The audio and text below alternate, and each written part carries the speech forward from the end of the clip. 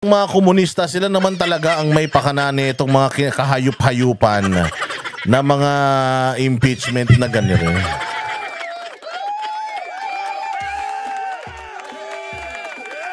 Kaya mga boss, Diyos ko po, ay ayan na nga.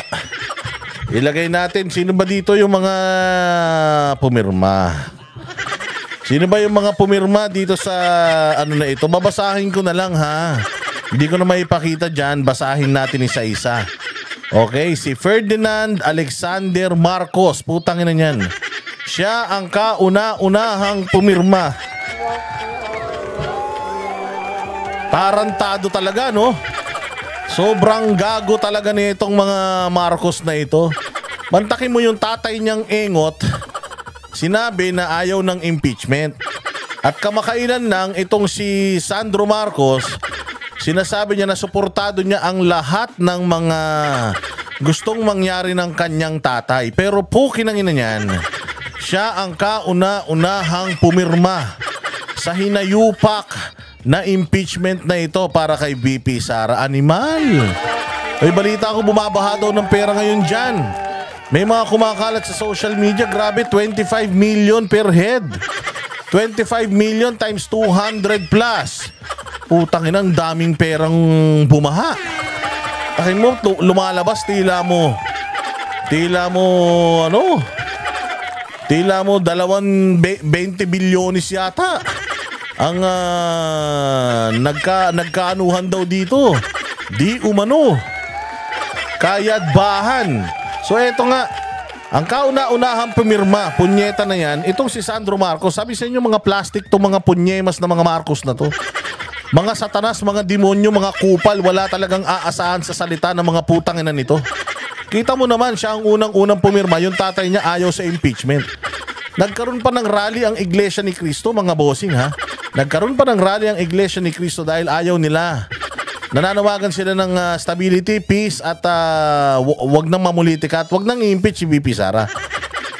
Pantakin mo, nagpasalamat pa si Bongbong Marcos sa ginawa ng INC at siya daw po ay hindi nagbabago ang kanyang pananaw na dapat hindi ma-impeach si VP Sara. Bakit ba ayaw ma-impeach ni Bongbong si VP? Kasi nga daw, magiging mahirap at magastos ito. Magiging sa dami ng problema daw ng bayang Pilipinas, dapat nakafocus yung mga mambabatas natin, lalo na yung mga senador, sa pag-solve sa problema ng Pilipinas. Kasama niya. Pero, kasi nga pag nagka-impeachment, mga bossing, talaga namang mauubos ang oras nila dyan. O, syempre, di ba, ilang araw, halos araw-araw yung hearing na yan. So, magastos din yan, mga bossing. Imbis na nakakagawa ng batas, etong mga senador, naka-tie up sila or naka-tied up sila dyan sa impeachment na yan. And it will take time, mga bossing. So, masasayang ang oras ng Senado suma total. Yan ang sinasabi nito ni Bongbong, ha? Kaya ayaw daw niya. Tinan mo tong anak niyang gunggong. Putang ina, walang silbi sa buhay. O, ayaw ng tatay niya pero siya yung unang-unang pumirma. Sinong pumirma? Ferdinand Marcos, si Sandro Aurelio Gonzales, puta. Manuel Jose Dalipe, yan yung mga ano eh. Yan yung may mga kaso. Jordin Jesus Romualdo, David Suarez. Ay na, ito yung Suarez, ito yung taga Quezon, yung may kaso rin ng pandarambong. Tapos ito rin yung may kaso ng illegal possession diyan sa Pangasinan, putang ina. Ang gagaling ang gagaling mambintang pero mga kawatan ha. Sino pa? Si Jefferson Conghun, ayan yung kumag. Yung kumag nagigil noong nagkahulihan ng droga diyan sa May Subic. Yung matapang. Yung asawa to ni Aiko.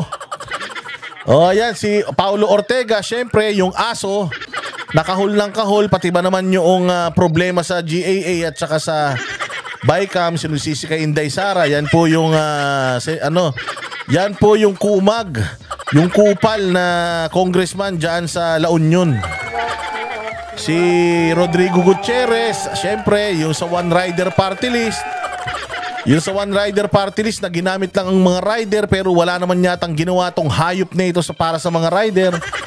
Ayan, si Yeser Balindong. Lex Anthony Collada, Joseph Stephen Paduano. Siyempre si Paduano hindi magpapatalo yan. Oo, hindi magpapatalo si Paduano na dami daw pinatay niyan. Daw. Jude Asidre, siyempre tigog party list yan. Dan Fernandez, siyempre si Dan Fernandez. Alam naman natin na silang may mga pakanan yan. Si Adjong, si Yeda Romualdez, siyempre Romualdez yan eh. Amparo Maria Zamora, yan yung yung babaeng malusog. Pero hindi malusog ang utak. Si Janet Garin, ito yung may kasalanan sa dengbak siya. Nakamakailan lang ay napawalang sala. Sa dami ng namatay na bata, ewan ko ba't napawalang sala. Kaya ngayon gumaganti na at nagbibigay na ng kanyang suporta. Marvin Rillo, Raul Boboy Tupas, Ernesto Junicio, Erwin Cheng, Fidel Nograles, siyempre Nograles yan eh. Rolando Valeriano, Manuel Ferrer, Emerson Pascual, Presley De Jesus, Ace Barber, siyempre yung pa-exit na, yung matapang na congressman na galit sa mga galit sa mga vloggers. Sabi niya dati, you can do better. You can try your best, sabi niya, pero gigil na gigil sa mga vloggers si tanga. Sergio Dagook, Loreto Amante, Romel Angara, Wilter Palma, Solomon Chungalaw, Mix Villafuerte. Pati ba naman pala ang Villafuerte? Sancho Fernando o Animal talaga. Faustino Michael D, Michael Morden, Allen Jesse Mangawang, Alfredo Maranyon, Peter Miguel. Tandaan nyo yung mga pangalan ha. Ito pong mga pangalan na to, ito yung mga demonyo na pumirma dyan sa impeachment na yan. Carlito Marquez, Dante Garcia, Gerardo Espina, ayan, si Nicanor Briones, Maria Rene Matibag pala, Irene Gay Saulog, Ray Florence Reyes, Emmanuel Billones, Siriaco Gato, Danilo Domingo, Netali Gonzales, Fernando Cabrero, Mohamed Paglas Sr., Teodorico Heresco, JC Abalos, siyempre Abalos siya, walang silbi sa buhay yan. Rodolfo Ardanes, Salvador Pleito, putangin na. Ito yung taga Bulacan, punyeta ka Pleito. Kapal ng mukha mo, ayusin mo Santa Maria. Diyan sa Bulacan, Ambrosio Cruz, Milagros Magsaysay, Gabriel Bordado, Victoria Pilar, Mary Mitzi Kahayon, Haris Ongchuan, Paul Daza, Isidro Lumayang, Yolo Hio Rodriguez, Carmelo Lazadin, Joseph Tan, Christine Singson. Anak yata to ni Chavit Singson ah. Tangin na tong mga Singson na to, walang silbi sa buhay. Ed Christopher Go, sino to? Baka si Bongo to ha. Joel Chua, syempre si Joel Chua matatalo na yan sa 3rd District. Syempre mananalo yan si Apple Nieto. Tama yan, si Joel Chua, wag nyo nang ibotong hayop na yan. Maan Chodoro, putang ina, ito, dito ako nasaktan. Dito sa Maan Chodoro, ito yung tumatakbong mayor sa Marikina, kupal din pala. Putang ina mo ka.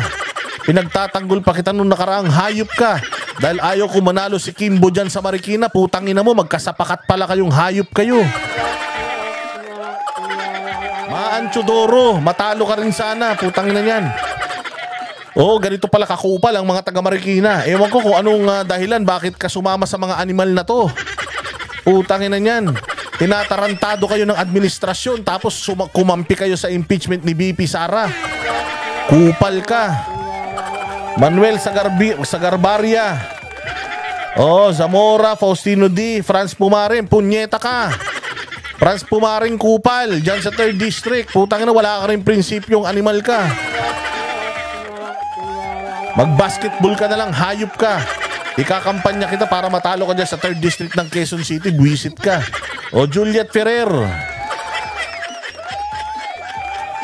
Villafuerte, Puno, Roman, Remulla. Ito, Crispin Remulla. Yung anak ni Boying to, syempre, kanila talaga yan. Calixto, Silverio, Abante, yan, si Benny Abante. Pumirma rin, syempre, talagang pipirma yan. Satanas yan eh.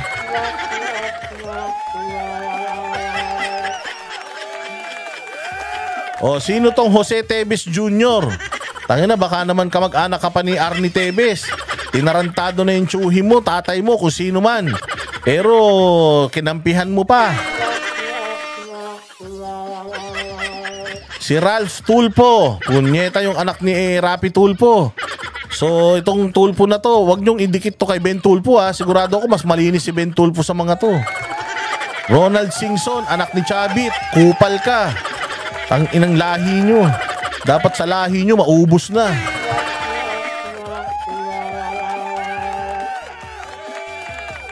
Ayan, at napakarami pang iba. Kimbo, Stella Kimbo, syempre. O, sino pa yung mga nandirito? Yung iba hindi nakilala. O, hindi ko alam kung yung iba rito, mga bossing. James Ang, Samir Tan. Oo, Ana York Bondok. Edwin Gardiola, Michael, George Bustos.